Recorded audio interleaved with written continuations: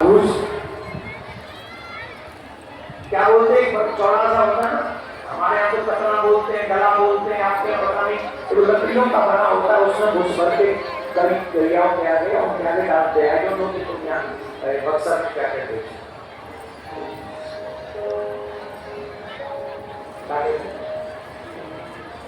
मोनी बाबा है, धीरे बोल दो, शर्मा आवाज नहीं आ रही, अच्छा बैठ गई होगी, लगो के ठीक लाए होंगे, तो बात को बैठ के क्या बात करो बैठ हो, अरे काहे में कछु तो कह दो, नाद नाद नाद कन्नी नाद, समझ गए ना, काबा नादवा, ठीक बा, अरे बबुआ ठीक बा ना, ए भाई ठीक बा,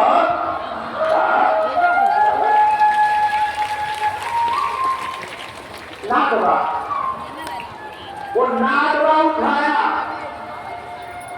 हालीवा उठाया, वो गौ माता को दे दिया, और नादवा में घुस था, चारा वो उठा के ससुर के आगे रख दिया, तू ये खा। श्याम ने सी बंसी बजाई, श्याम ने सी बंसी बजाई, गाय को रोटी ससुर को भूसा, भूसा, ओ गाय को रोटी ससुर को भूसा, ऐसी मत बोलारी, श्याम ने ऐसी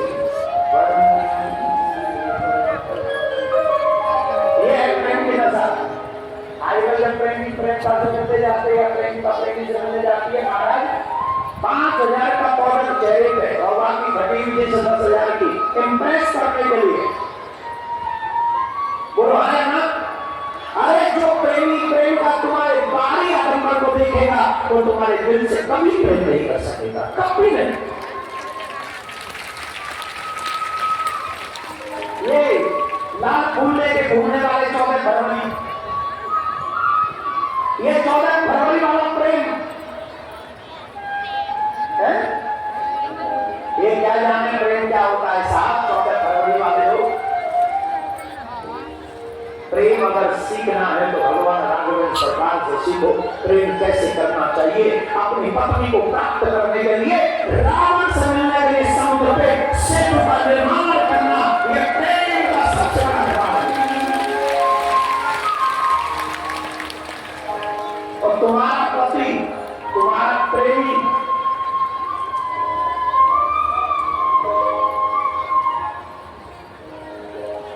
एक जन करो ताजमहल प्रेम की सबसे बड़ी निशानी है कि बाप बना दे वो मरे जब जाके बनाया हुआ नहीं ताकि निशानी। एक पत्नी ने कही ये तुम हमसे प्रेम करते हो क्या? करते हैं। बोले शाहजहां ने अपनी पत्नी के प्रेम में ताजमहल बनवाया था, तुम भी बनवाओगे क्या? बोले हाँ बिल्कुल बनवाते हैं, मर के तो दिखा, बिल्कुल बनवाते।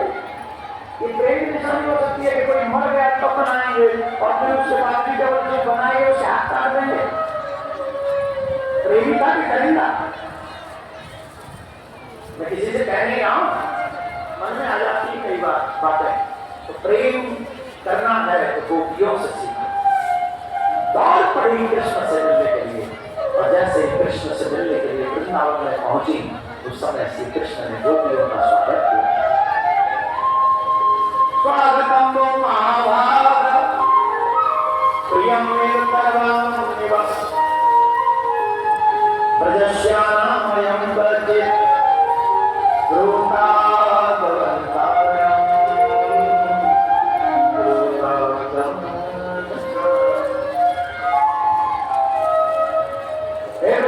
तुम्हारा स्वागत है, आओ कहो तुम कैसे पधारी हो, मैं तुम्हारी कहाँ सेवा करूं, कहो। नंदगांव में सब प्रसन्न तो है, ब्रज में सब मंगल तो है, और अगर मंगल है तो क्या सिर्फ इन देवी देवों पर एक भी पुरुष दिखाई नहीं पड़ रहा, सब स्त्री स्त्री दौड़ के आ गई है। कहा भयो ब्रज में सब मंगल तो है, सुंदर ने ब्रज की गोपियों को पतिव्रता स्त्री का जो बल होता है वो बताया। आपके अगर 10 मिनट हो तो बताऊंगी, और नहीं हो तो आगे बढ़ जाओ। जवाब दो, बताओ। अरे देखो इतना अच्छा लग रहा है यहाँ बैठ कर कथा कहना।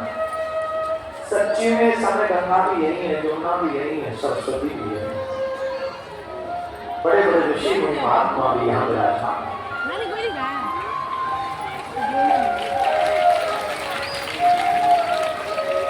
ऐसा लग रहा है जैसे यही वृंदावन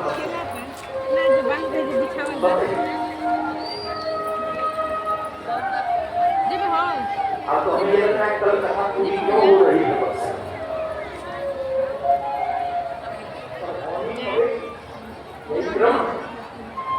सेवा पानी पर चले जाए, 21 तारीख सेवा करना। आप ध्यान रखें, भगवान श्री कृष्ण ने कहा देवियों पतिव्रता स्त्री का बड़ा प्रताप होता है। हम तुम्हें दृष्टांत सुनाते हैं, सुनो गोपियों सुनो। जी आज्ञा करें महाराज। एक गांव में एक बहुत ही यज्ञनिष्ठ ब्राह्मण रहा करते थे। वो बड़े ही यज्ञनिष्ठ थे, वो नित्य यज्ञ किया करते थे, नित्य यज्ञ किया करते। उनके घर में ही यज्ञ कुंड बना हुआ था, यज्ञ विधि बनी हुई थी और यज्ञ किया करते थे। उनकी जो पत्नी थी बड़ी धर्मपरायण थी, बहुत धर्मनिष्ठ थी, बहुत ही धर्म प्रिय, पति पारायण थी। अपने पति की सेवा अनुक्रम वचन से किया करती थी। उनका एक छोटा सा बालक था, अबोध बालक, जो घुटनों की बल चलता था। एक दिन की बात है, ब्राह्मण देव कहीं से हारे करके आए और पत्नी की गोद में सर रख के सो गए। पत्नी उनका सर दबा दिया। कौन कौन अपने मालिक का सर दबा दिया?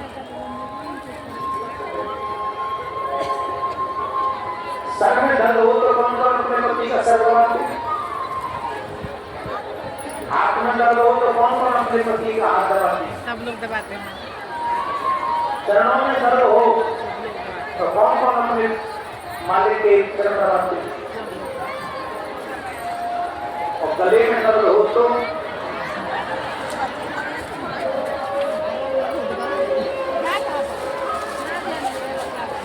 कई देवियां कह रही हैं मौका मिला नहीं है, अगर वो भी चांस मिलेगा तो आएंगे। नहीं गला मत दबाना, गले में तो बस घी मालिश कर देना, ठीक हो जाएगा। ठीक है, दवा मत देना, मालिश फिर मालिश नहीं रहेंगे। तो वो बड़ी पतिव्रता थी, अपने पति के चरण दबाते। पति सो गए, उनको नींद आ गई, पति को निद्रा आ गई। इतने में संयोग बना कि वो जो अबोध बालक था, वो अबोध बालक धीरे धीरे धीरे धीरे यज्ञ कुंड की ओर बढ़ गया। एकदम शांत, बहुत सुंदर कथा है। आजकल के उन युवाओं को ये कथा अवश्य सुननी चाहिए। न्यू कपल को जो फेसबुक, व्हाट्सएप और इंस्टा पे चल चल के अपने ही परिवारों को तोड़ रहे, मर्यादाएं भूल रहे, उन लोगों को ये कथा अवश्य सुननी चाहिए। जैसा सुनोगे, जैसा देखोगे, तुम वैसा ही बनोगे। इसीलिए हम विशेष ध्यान देकर ये कथा सुना रहे हैं।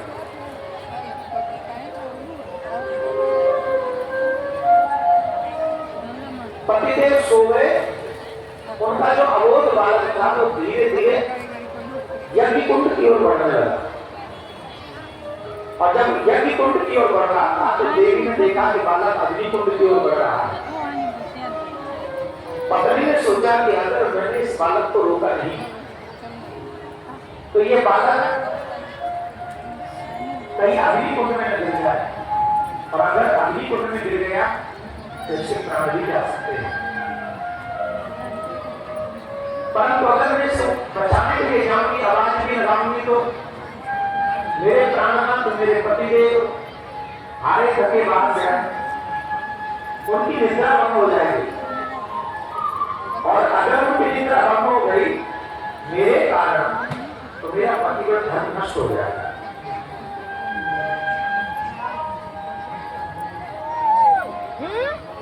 आराम से पतिव्रत धर्म नष्ट हो जाएगा। और अगर मैं पतिव्रत धर्म को बचाती हूँ और एक बालक को नहीं रोकती हूँ, तो ये बालक धीरे धीरे धीरे करके अग्निकुंड की ओर बढ़ रहा है।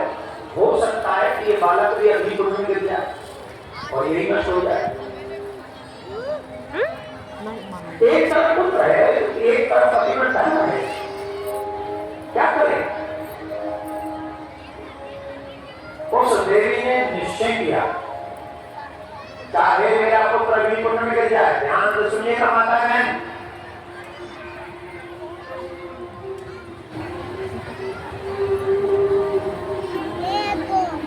हल्ला मत करो। सावधानी से।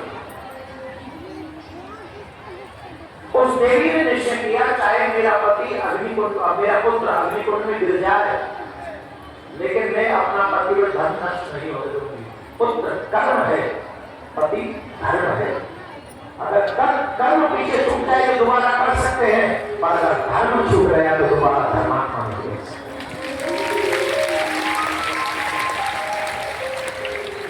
धर्मो रक्षति रक्षित। उस देवी ने इतना निश्चय किया, इतना निश्चय करते ही वो बालक अग्निकुंड में गिर गया।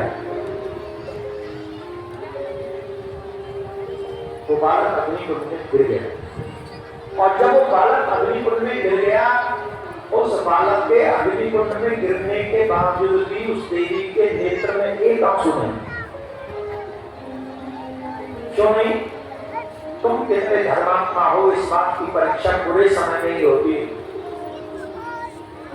धीरज धर्म मित्र और नारी आपद काल परखिए। तुम धर्मात्मा हो कि नहीं, ये बुरे समय में पता चलता है। अच्छे समय में तो सब धर्मात्मा होते हैं। करोड़ों आदमियों के जेब में पड़े हो, बैंक में पड़े हो, 10-20 लाख रुपए का दान पुण्य कर दे तो कोई बड़ी बात होगी, पर जिसके जेब में ये 10-20 रुपए, और फिर वो भी जरूरत है क्या शाम की सब्जी कर दे जाएगी, उस कठिन परिस्थिति में भी सामने कोई भूखा जाए तो अपनी भूख की चिंता करे कि उसकी भूख की चिंता करे? बोलो, जवाब दो। आप क्या करोगे?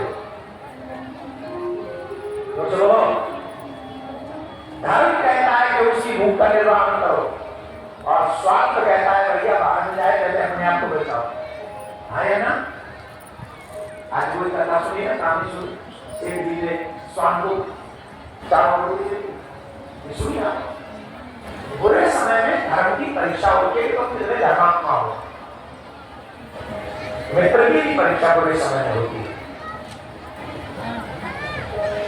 3-4 चीजों की परीक्षा, देखो ध्यान से सुनो, हम बता रहे हैं। बेटे की परीक्षा बुढ़ापे में होती है। बड़े सावधानी से सुनना, ये काम की बात है, अगर अच्छी लगे तो जीवन में बार बार